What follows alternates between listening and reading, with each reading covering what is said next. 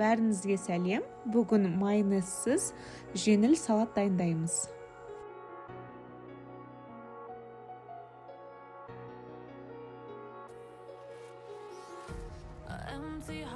Алдымен тұздалған қиярды 4 бұрышты қылып турап аламыз.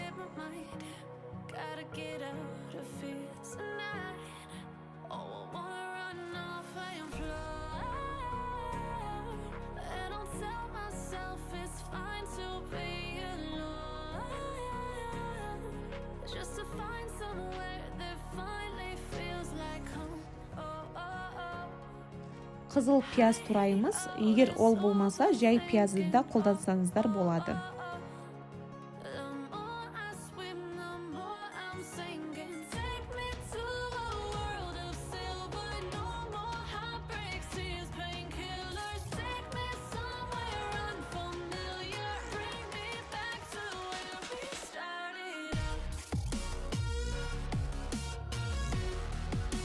Сарымсақты, яғни чеснокты өте майда турап аламыз.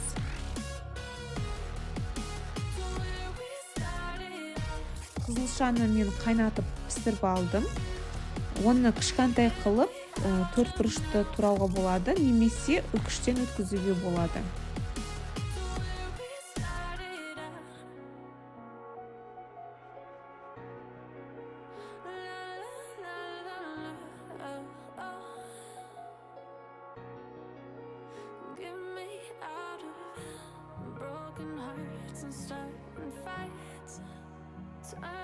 Кішкентай ыдысыма сыймаған соң үлкен ыдысқа салдым.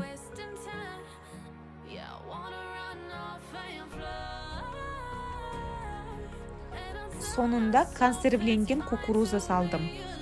Кукурузаның суын міндетті түрде дұрышлақтан өткізіп алыңыздар. Үстіне зәйтүн майын және тұз қосып, бәрін араластырамыз.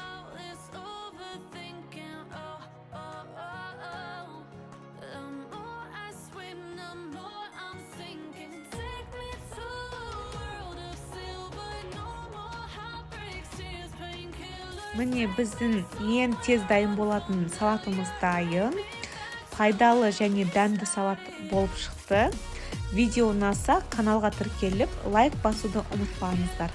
Астарыңыз дәмді болсын.